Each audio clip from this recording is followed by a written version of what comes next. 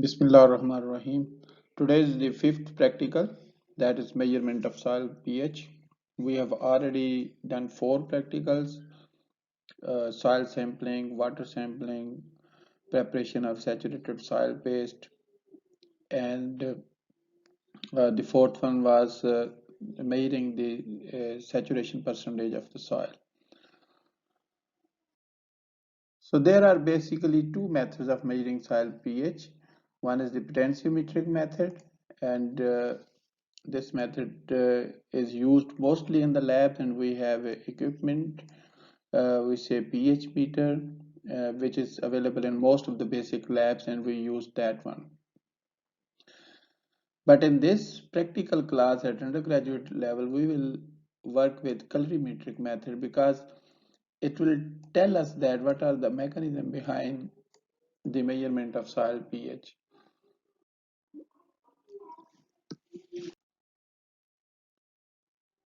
Principle of colorimetric method is uh, a kind of a dye which makes use of suitable dye acids or base indicators to assess the change in color due to hydrogen ion activity, which is compared with standard pH color chart.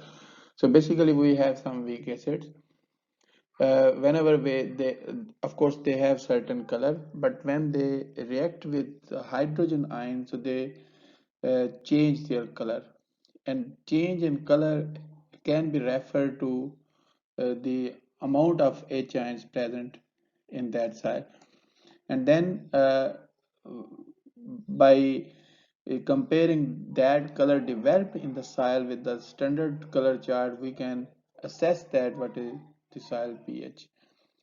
We'll see in the next slide that how we can compare with the color chart. So if we look at the theory, uh, these are basically weak organic acid or bases whose molecular and ionic forms are of different colors, and they can be used to indicate the H ion concentration in any solution. So when a dye is in contact with the soil in suitable amount, of course, we need certain amount of H ions, and that dye will tend to assume the pH of soil. It means it will react with the H ions and in the soil, and at a specific pH, a specific color is indicated. As soon as equilibrium is attained, the suspension is filtered and the color of the filtrate is compared with the standard pHR to know the soil pH. So how we do that? We will weigh 10 gram of soil in a beaker, this kind of beaker, and then we will add 5 gram of calcium sulfate and about 25 milliliter of distilled water in that. The purpose to add calcium sulfate is to bind the soil particles so that they can settle down very easily, because when they are in a singular soil particles or in the form of singular soil particles, so they will not easily settle down. So but when we add calcium sulfate, so calcium will bind the soil particles and they will become heavier and will settle down very easily, and we will get transparent supernatant very quickly. Then we will, of course, we shake for 1 minute and we'll keep for 15 minutes.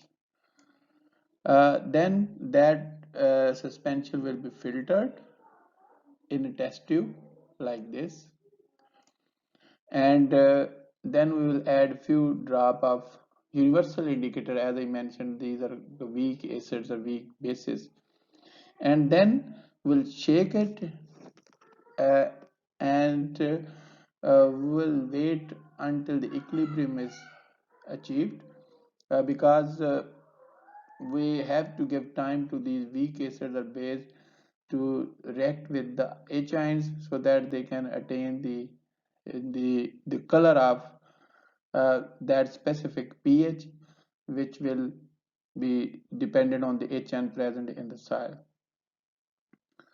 Uh, what we mean equilibrium? Equilibrium mean that the color of that test tube or solution in that test tube is not changed, it's not stable, because it will start from some point and will be darker or lighter.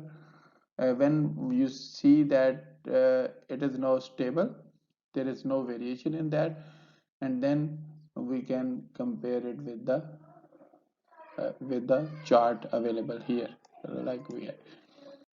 So we'll have such kind of color you can see here, and then we have to compare with the color chart.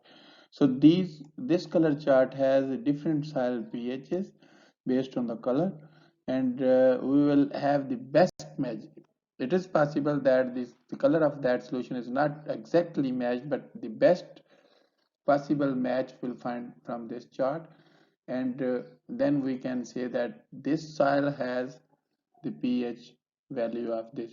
You can see that here. So this is color and this is pH.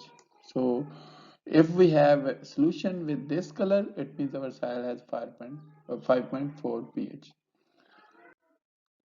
So pH is important to know in the soil because the availability of different nutrients in the soil that depended on soil pH. For example, here it's mentioned 4 to 10 soil pH, and here we have different nutrients here, and the wider strip shows that more availability and the narrower strip shows that the less availability. For example, if we take the nitrogen at these acidic pH or low pH, we can see here the narrow strip. It means the availability of nitrogen in these pH is less.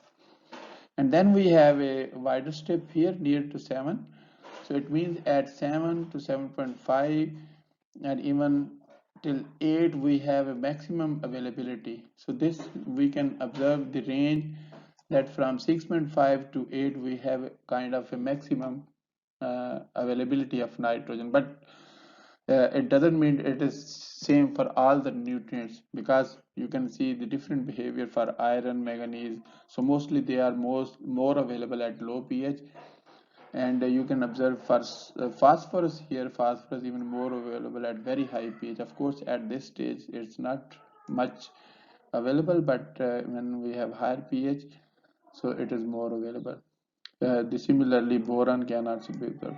So that's why this is the importance of soil pH, because it determines that how much nutrients are available. If you have added a lot of fertilizer in the soil, for example the nitrogen, but the pH of that soil is very high or very low, it means that is not available, or that is less available to the plant.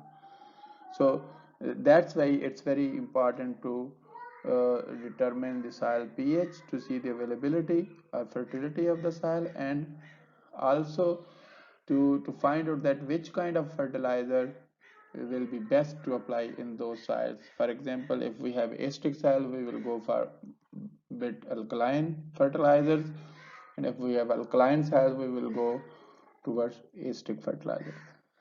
Thank you very much.